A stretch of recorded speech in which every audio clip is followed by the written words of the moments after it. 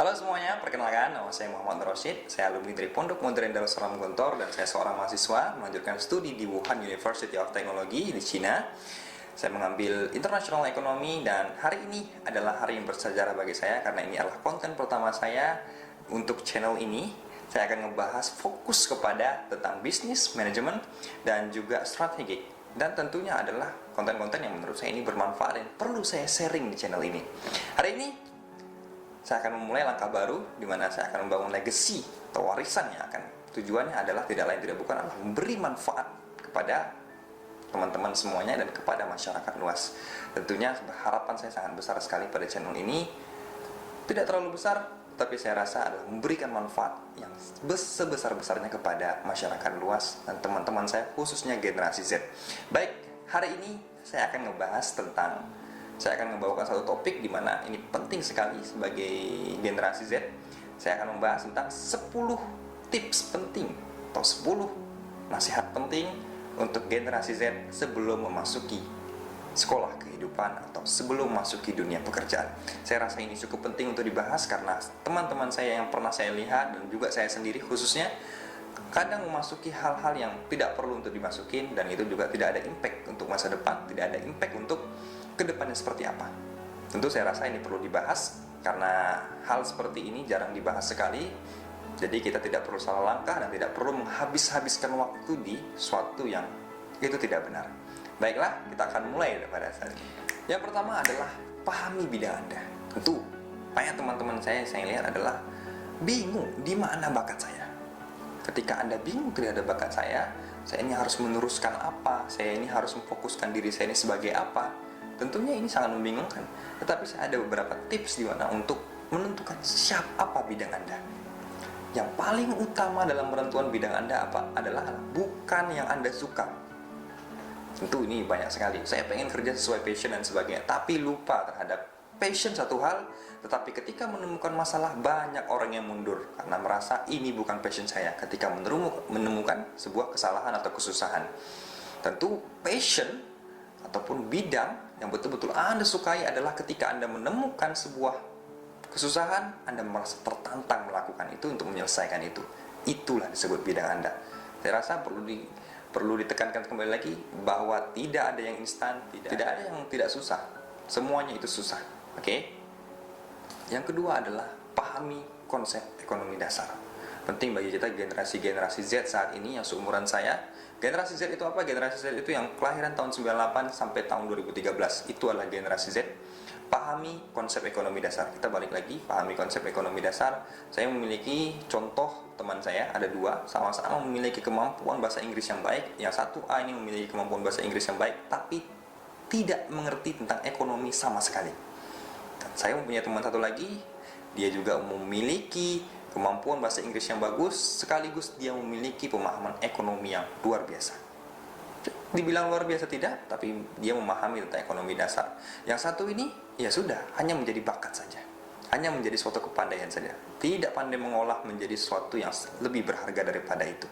Tetapi teman saya yang satu lagi, mempunyai skill bahasa Inggris, mempunyai pemahaman ekonomi, dia bisa mengolah bakat yang sama-sama dimiliki orang lain, tetapi dia memiliki cara pandang berbeda, akhirnya dia bisa mengolah itu menjadi sesuatu yang luar biasa. Dan ini tidak dimiliki oleh banyak orang. Tapi saya harus ngasih tahu bahwa yang terpenting adalah habis kalian memiliki suatu bidang yang kalian kuasai, pahami tentang ekonomi dasar. Paling tidak bagaimana mempromosikan diri kalian ke orang lain. Yang ketiga adalah mulailah berlatih berbicara, khususnya public speaking. Public speaking saya bilang ini adalah sangat penting. Tentu banyak sekali orang yang pandai berpikir, sangat pintar sekali, tetapi mereka tidak bisa mengkomunikasikan apa yang mereka pikirkan. Tentu ini sangat susah. Akhirnya kita tidak tahu kalau mereka itu pintar. Dan ada juga orang yang sangat pintar ngomong, tapi pada dasarnya dia kosong. Tentu ini tidak baik juga. Tentu sebelum kita berbicara, kita harus mengisi diri kita ini tetap terhadap apa yang perlu sesuai dengan bidang kita. Saya rasa itu. Yang keempat adalah pahami tentang geopolitik. Ini penting sekali saya bilang. Kenapa saya bilang seperti itu? Saya masukin ini ke daftar yang terpenting. Karena geopolitik secara tidak langsung adalah memahami tentang isi bicara kita. Jangan sampai berbicara kepada orang yang pro terhadap suatu partai, Anda berbicara, tiba-tiba Anda berbicara partai yang bermusuhan dengan pro. Politik ini akan sangat berbahaya, khususnya kalian melamar kerja, tiba-tiba kalian mempunyai bos yang pro terhadap pemerintah, tiba-tiba Anda berpikir Anda adalah anti pemerintah, pihak oposisi, maka Anda pasti akan terjerumus, dan tentunya Anda tidak mengasihkan untuk dia berbicara karena Anda adalah orang yang bertentangan dengan bos Anda. Tentu Anda harus memahami geopolitik karena geopolitik adalah bagian dari komunikasi. Yang kelima dan yang paling saya rasa ini sering terjadi di generasi saya karena terlalu banyak mengikut, terlalu banyak tidak membaca, kurang literasi. Akhirnya apa? Jangan radikal. Radikal dimaksud adalah radikal dalam beragama, radikal dalam berpendapat, radikal dalam aspek apapun. Jangan radikal karena sesungguhnya Tuhan saja tidak menyukai sesuatu yang berlebihan, apalagi kita manusia. Makhluk ciptaannya jangan terlalu radikal, khususnya radikal dalam beragama. Sangat sulit sekali di zaman sekarang ini kita menganggap apa yang tidak dilakukan oleh Rasul maka itu adalah haram. Sangat sulit sekali, berarti Anda tidak bisa menggunakan motor, tidak bisa menggunakan pesawat, karena semuanya itu haram. Jangan radikal, tetapi tetaplah kalian pada garis normal, di mana tidak boleh berpendapat bahwa pendapat kita adalah paling absolut dan pendapat orang lain adalah salah. Tidak bisa seperti itu. Tentunya Anda juga tidak boleh mengkafir-kafirkan orang karena tidak sesuai dengan pendapat Anda. Ini sangat berbahaya sekali. Khususnya Anda bagi generasi muda, sudah merasa oh, saya adalah tamatan pesantren, saya adalah tamatan dari kiai sini, dan merasa Anda paling benar. Ingat, tidak ada yang manusia yang betul-betul sempurna di dunia ini, semua penuh kekurangan. Tentunya kita harus saling koreksi dan jangan sesekali merasa diri kita paling benar. Yang keenam, sering terjadi kepada teman-teman kita yang pada saat kita SMA, pada saat kita SMA, SMP, membuli. Jangan pernah membuli seseorang. Kita hidup di dunia ini di mana bumi ini berputar, tentunya ada yang di atas, ada yang di bawah, dan kita tidak tahu perputaran itu secepat atau lambat. Tentu yang di bawah akan naik ke atas, yang atas akan turun ke bawah. Dan kita tidak tahu orang yang kita bully adalah suatu saat akan menjadi bos kita. Tentu itu akan sangat memalukan dan sangat tidak mengenakan. Jadi jangan pernah membuli orang. Saya rasa saya pernah membuli orang, dan saya yakin saya pernah membuli orang. Saya teringat itu semuanya dan saya menyesalinya. Itu adalah perbuatan yang paling keji menurut saya, karena saya membuli orang. Saya tidak tahu dia sekarang apakah masih sakit hati dengan saya, apa sudah memaafkan. Saya sudah meminta maaf, tapi saya tidak tahu apakah itu akan dimaafkan. Tentunya membuli adalah sesuatu yang tidak dibenarkan, dan saya harap kalian jangan pernah mengulanginya lagi. Yang ketujuh adalah setelah kalian memiliki dari 1 sampai dengan 6 adalah membangun relasi. Relasi yang dimaksud adalah bukan Anda nongkrong kopi dengan teman-teman sebaya dari jam 9 hingga jam 2 malam, atau menghabiskan waktu yang sekedar merokok dan sebagainya. Itu bukan membangun relasi, tapi itu menghabiskan waktu. Membangun relasi yang saya maksud adalah membangun relasi dengan orang yang lebih tua, kepada guru-guru Anda, apa dan sebagainya. Memang Anda tidak akan dianggap, tetapi Anda harus mengambil sisi-sisi pengalaman dari mereka.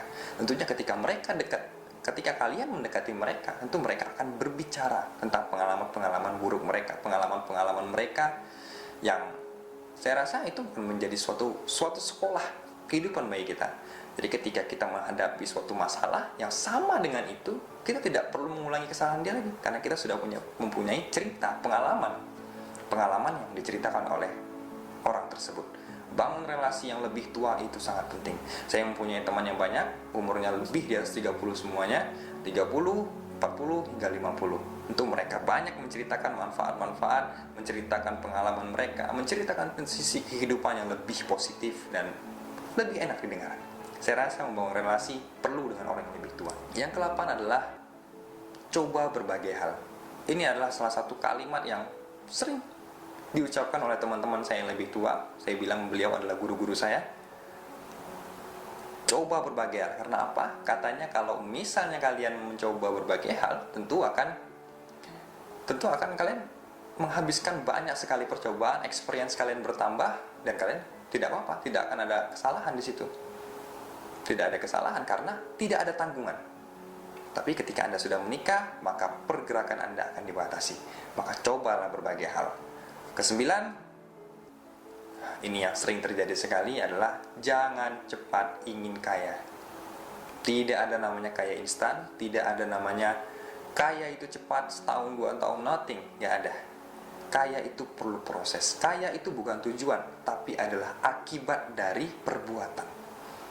Tentu fundamental tentang uang perlu kalian pahami, makanya itu yang nomor 2 yang paling penting saya urutkan adalah paham ekonomi dasar, paham apa itu uang. Tentu uang itu bukan tujuan, uang itu adalah akibat dari apa yang kita perbuat. Jika kita memberikan manfaat kepada orang banyak, tentu akan menghasilkan value. Value akan memberikan sebuah akibat, yaitu tadi money. Oke, jangan terlalu gila terhadap harta. Harta tidak akan kalian bawa mati. Tentunya memang harta sekarang penting dalam kehidupan, tetapi bukan tujuan utama. Ingat, tujuan yang paling utama adalah manfaat kepada orang yang banyak. Itu lebih mulia dan lebih disenangi oleh banyak. 10 adalah yang paling penting menurut saya ketika Anda mempunyai 1-9 poin tadi. Yang terakhir adalah dekatkan diri kalian dengan Sang Pencipta. Ini penting sekali, bahwa sehebat apapun kalian sekolah, sehebat apapun kalian memahami kehidupan, tapi Anda lupa terhadap siapa pencipta Anda, maka semuanya akan sia-sia. Sia-sia sekali lagi. Tetap apapun agama Anda, silahkan dekatkanlah diri kalian kepada Sang Pencipta yang Anda yakini. Saya Islam, saya percaya terhadap Allah, dan saya harus dekati beliau. Saya dekati Allah tersebut.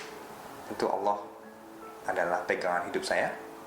Saya yakin dengan dia, maka ada kekuatan, ada energi yang betul-betul timbul dari dalam hati, suatu kepercayaan diri. Saya pasti bisa. Tentu kepercayaan diri tersebut harus kita bangun berdasarkan 10 poin tadi. Saya rasa itu hal-hal yang saya share pada video kali ini, dan saya berharap teman-teman bisa mendengarkan, bisa juga mengoreksi apa yang menurut teman-teman ini benar atau salah, silahkan. Tapi saya akan membagi video-video selanjutnya dengan pembawaan seperti ini. Saya berharap teman-teman merasa bisa mengimplementasikan ini, dan saya berharap video ini bisa bermanfaat oleh kalangan teman-teman banyak. Ingat, tidak ada yang instan, semuanya butuh proses. Teman-teman, terima kasih semuanya. Wassalamualaikum warahmatullahi wabarakatuh.